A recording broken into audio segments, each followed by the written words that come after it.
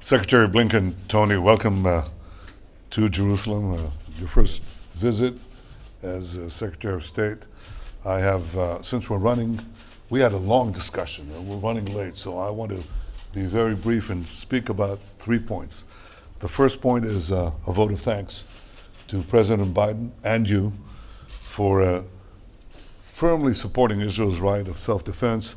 I have to say that Secretary Blinken, in a previous capacity, in 2014, when we had another round of engagement against Hamas aggression, supported us by having Iron Dome replenishments, $250 million, that you personally shepherded through the system very quickly, and we remember it, and we're very grateful to you.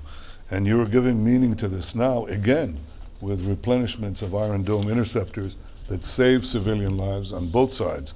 And we're grateful for that too. We too will give meaning to our commitment to our self-defense.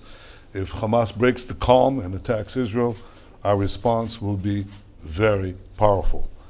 And we have discussed ways of how to work together to prevent Hamas rearmament with the weapons and means of aggression. The second point is naturally is Iran. We discussed many regional issues, but none is greater than Iran.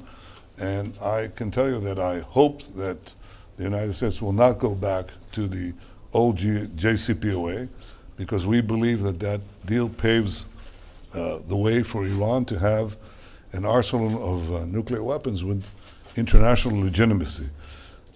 We also reiterated that whatever happens, Israel will always reserve the right to defend itself against a regime committed to our destruction, committed to getting the weapons of mass destruction for that end. The third point is peace. We need to work together to expand normalization between Israel and Arab and the Muslim world, and deepen the peace treaties that we already have. We discussed also how to improve the lives and the conditions of the Palestinians, the humanitarian conditions in Gaza, including the question of the return of our MIAs and 2 civilians who are there, as well as building economic growth for Judea, Samaria, the West Bank, with international cooperation and participation. As for peace itself with the Palestinians, a formal peace, I think President Biden was absolutely correct when he said, you're not going to get peace until Israel is recognized as an independent Jewish state. And that is the key. I couldn't agree more with President Biden. And I couldn't be happier than welcoming you here and your delegation in Jerusalem. We have a lot to work for. We have common goals of peace, security, and prosperity. And I look forward to working with you on those in this visit and more. So welcome. Welcome. Thank you. Prime Minister, thank you very, very much. Thank you for hosting us today. Thank you for the very good and lengthy conversation. I'm looking forward also to spending some more time with some of our colleagues, with Foreign Minister Ashkenazi, Defense Minister Gantz, as well later with President Abbas and other Palestinian leaders. President Biden asked me to come here today really for four reasons. First, to demonstrate the commitment of the United States to Israel's security, to start to work toward greater stability and reduce tensions in the West Bank and Jerusalem, to support urgent humanitarian and reconstruction assistance for Gaza, to benefit the Palestinian people, and to continue to rebuild our relationship with the Palestinian people and the Palestinian Authority. Intense behind-the-scenes diplomacy led by President Biden, working very closely with the Prime Minister, helped produce last week's ceasefire. Now we believe we must build on it. That starts with the recognition that losses on both sides were profound.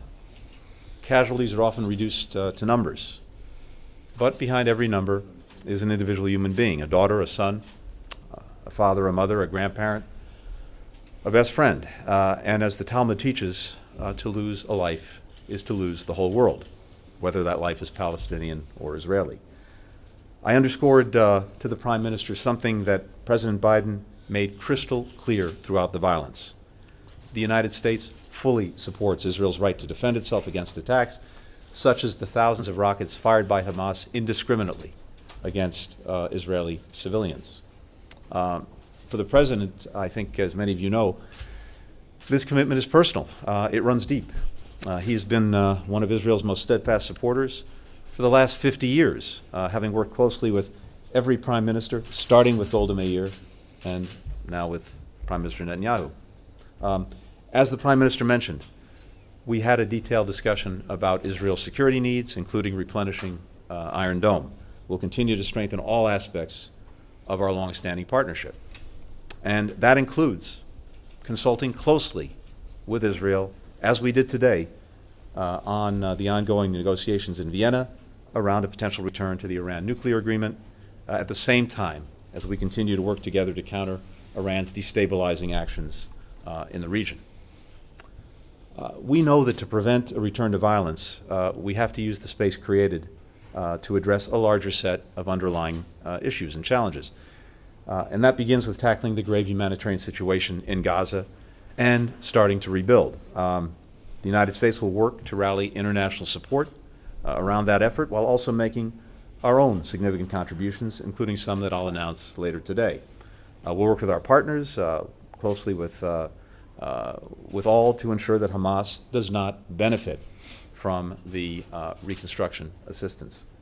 At the same time, we need to work to expand opportunity for Palestinians in Gaza and in the West Bank, including by strengthening the private sector, expanding trade and investment, and other means. Assistance and investment like these will help foster a more stable environment that benefits Palestinians and also benefits Israelis. Prime Minister and I had a chance to discuss other steps that need to be taken by leaders on both sides to set a better course for their shared future. As President Biden has said, we believe that Palestinians and Israelis equally deserve to live safely and securely, to enjoy equal measures of freedom, opportunity, and democracy, to be treated with dignity. We also discussed some of the intercommunal violence that erupted in Israel during the conflict, and healing these wounds will take leadership at every level of society, from elected officials to community leaders to neighbors. And we very much welcome the statements the Prime Minister made and members of his government made condemning the attacks regardless of whom they targeted. In our own country, in the United States, we've witnessed a shocking eruption of anti-Semitic attacks. As President Biden said just yesterday, they are despicable and they must stop. There's a lot of hard work ahead to restore hope, respect, and some trust across communities. But we've seen the alternative, and I think that should cause all of us to redouble our efforts to preserve the peace and improve the lives of Israelis and Palestinians alike. But Prime Minister, again, thank you so much for all the time. Thank you for the very, very good conversation. And we look forward to doing a lot of work together. Thank you. And thank you and the President for your strong statements against anti-Semitism, masquerading as anti-Zionism, but it's anti-Semitism. And you took a bold position, clear position, and we appreciate it. I think all decent people everywhere appreciate that stance. Thank you. Thank you.